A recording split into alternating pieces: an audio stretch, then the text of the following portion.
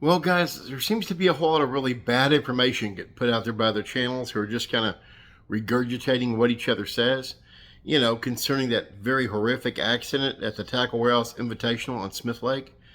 Well, today we're going to go a long ways towards clearing that crap up. And we're going to do so through the eyes of someone who is actually in the boat.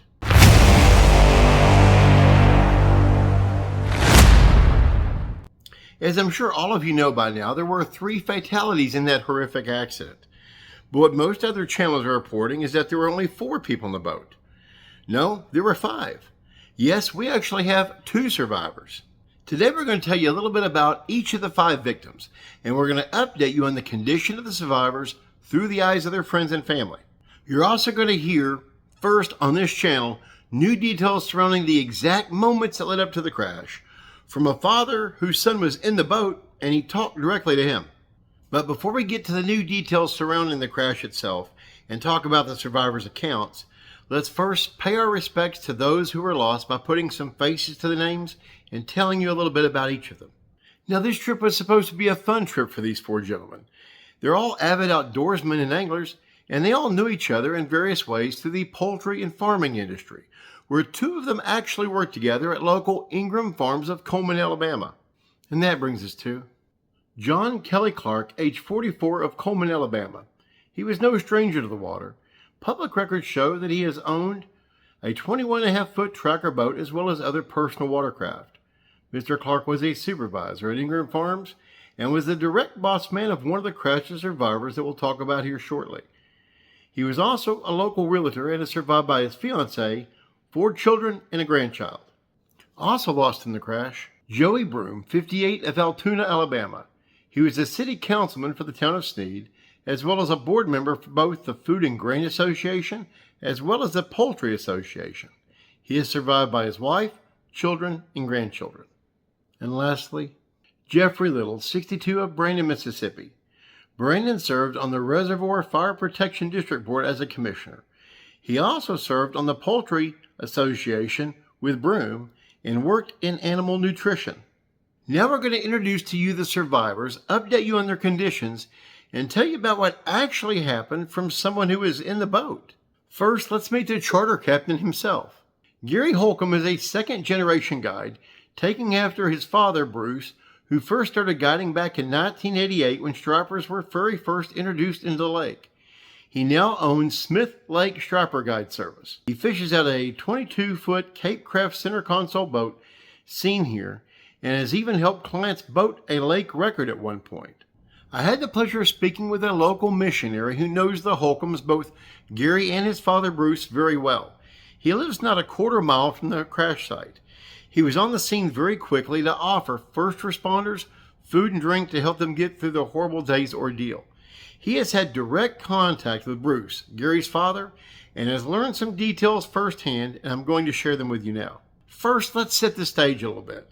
This missionary gentleman and his wife were loading their boat at their boat dock to get ready for a bit of fun fishing themselves that day. Then they heard a slew of tournament boats heading in their direction, so they said, you know what? Let's let them pass before heading out. But shortly after the tournament guys got past them, here come first responders heading in the same direction. Being in the ministry, they jumped in the boat and said, you know what? How can we help?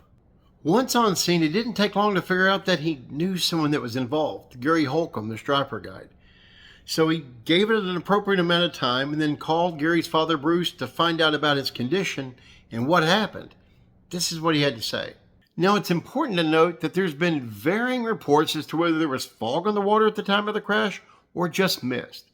Well, from what I understand, this part of the lake is notorious to all locals as to holding fog longer than any other part of the lake. Why? Well, it's literally sandwiched between 2 mountains. And if you've ever been to any mountain ranges, you've probably seen that phenomenon before.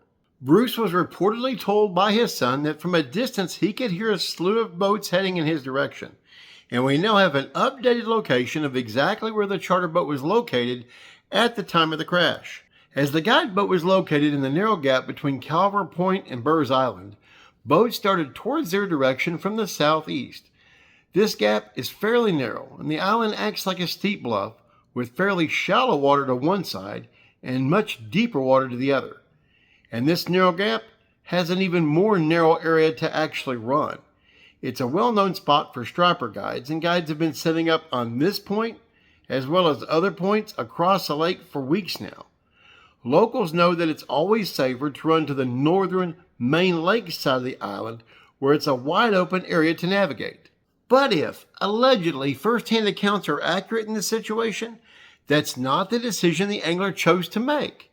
By this we can see that cutting the gap between the point and the island cuts a lot of time off of reaching a spot, especially when you're competing against other boats. So as the guide reportedly told his father, he heard boats approaching from a distance. He kind of got a bad feeling and realized he might want to move closer to the island. So he goes back to his console, but before he could even start up the boat, he looked up and Flint Davis was on him. It was already too late.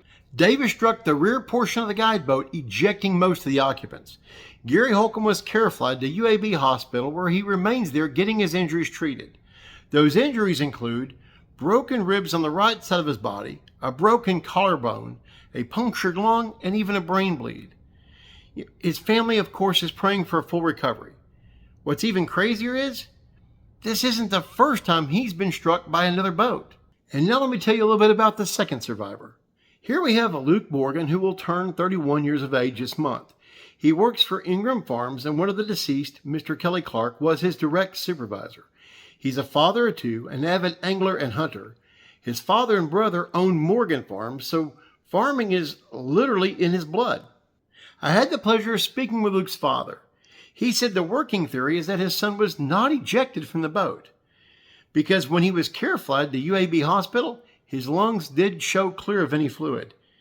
However, he has extensive injuries. He's missing several teeth and is going to need extensive facial reconstructive surgery. He's also broken several bones, so they're hoping for a full recovery, but it's going to be a long haul for the young man. Now, I know there's lots of rumors and misinformation out there on this subject, and there's a lot of people that are just regurgitating what they've heard from everybody else to get a few clicks and views. But like I've always said, I'd rather be right than first. So while those other guys are out there jockeying for position to try to be first, I'm on the phone getting the facts. And I appreciate each and every single one of you guys for relying on me to do so. So do me a favor, hug your loved ones. Please continue to pray for these families. I'm not going to do my normal shtick at the end, but I'm going to say, keep them in your prayers. Love your people. See you next time.